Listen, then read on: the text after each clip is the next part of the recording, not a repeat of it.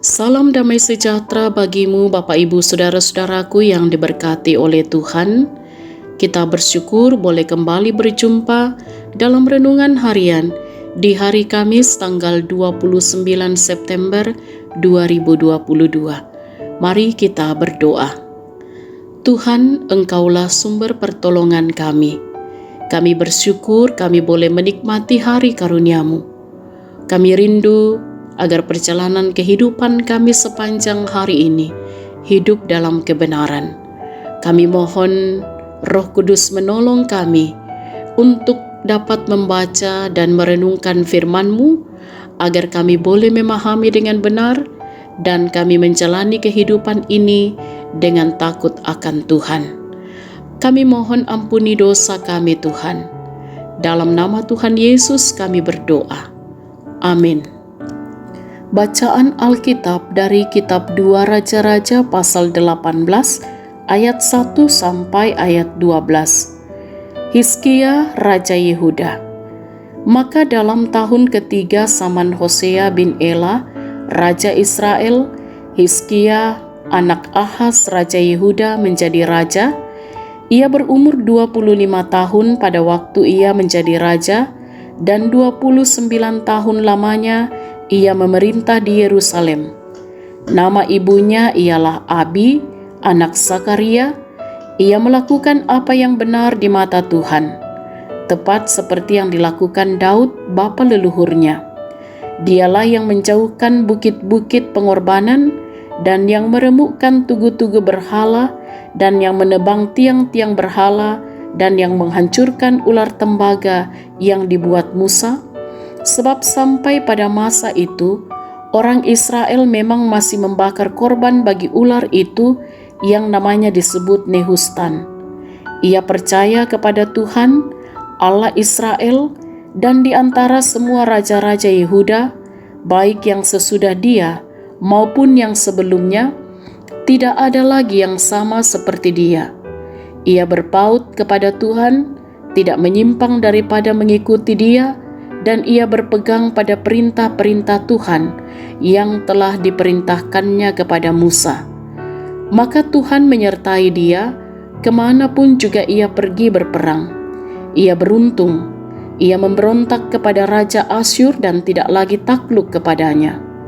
Dialah yang mengalahkan orang Filistin sampai ke Gaza dan memusnahkan daerahnya, baik menara-menara penjagaan maupun kota-kota yang berkubu. Dalam tahun keempat zaman Raja Hizkia, itulah tahun ketujuh zaman Hosea bin Ela, Raja Israel, majulah Salmaneser, Raja Asyur, menyerang Samaria dan mengepungnya. Direbutlah itu sesudah lewat 3 tahun. Dalam tahun ke-6 zaman Hizkia, itulah tahun ke-9 zaman Hosea, Raja Israel, direbutlah Samaria. Raja Asyur mengangkut orang Israel ke dalam pembuangan ke Asur dan menempatkan mereka di Halah pada sungai Habor, yakni sungai negeri Gosan, dan di kota-kota orang Madai, oleh karena mereka tidak mau mendengarkan suara Tuhan Allah mereka dan melanggar perjanjiannya, yakni segala yang diperintahkan oleh Musa, hamba Tuhan. Mereka tidak mau mendengarkannya dan tidak mau melakukannya. Amin. Tema renungan kita ialah bertahan dalam kebenaran. Tumanan lan katonganan. Sahabat renungan harian yang diberkati oleh Tuhan, betapa sulit menjaga hidup kudus di lingkungan yang tidak mengenal Tuhan. Apalagi di masa kini, sangat banyak godaan duniawi yang dapat membuat kita jauh dari Tuhan. Namun, itulah resiko hidup. Sejak zaman dulu, anak-anak Tuhan sudah mengalami hal yang sama, yaitu tantangan dan godaan untuk kompromi dengan dosa. Hizkia menjadi raja di lingkungan yang jahat, baik di negaranya sendiri maupun di kerajaan Israel. Ahaz, ayah Hizkia, adalah raja yang tidak takut akan Tuhan. Pada masa pemerintahannya, Yehuda menyembah berhala. Israel benar-benar berdosa besar terhadap Allah, karena itu mereka harus menerima hukuman yang dahsyat. Saudara-saudara, mau tidak mau, kita sebagai orang percaya dan yang juga disebut gereja harus sadar bahwa kita berada dalam dunia yang syarat dengan gejolak dan menghadapi berbagai godaan duniawi yang sangat gampang menjatuhkan iman kita.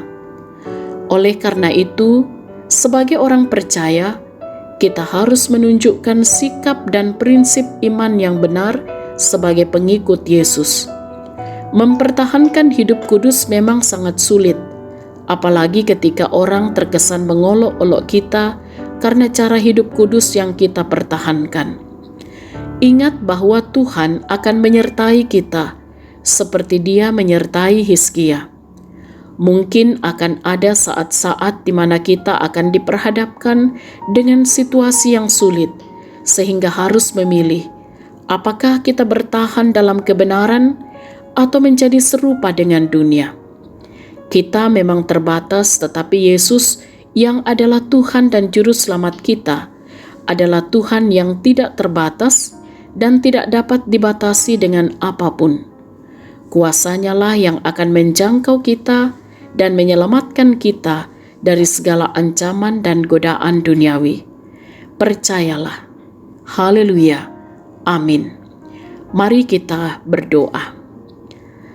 Di tengah-tengah kehidupan yang Engkau karuniakan bagi kami, ya Allah, kami bersyukur bahwa firman-Mu mengajak kami, menasihati kami untuk senantiasa bertahan dalam kebenaran.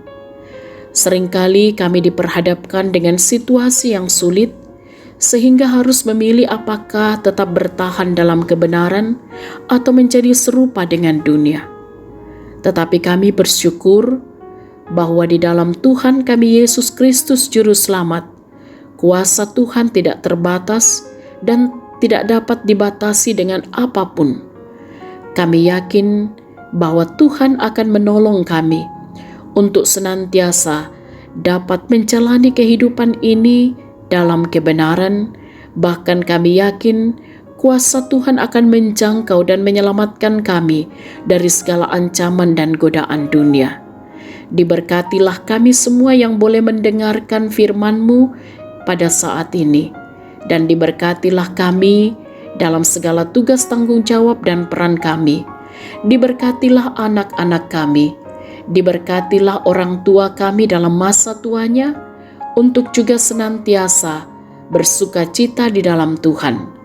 Diberkatilah gereja-Mu untuk senantiasa hadir di tengah-tengah dunia ini, menjalani kehidupan bersama dalam iman kepada Yesus Kristus, mempertahankan hidup kudus di tengah berbagai situasi kehidupan.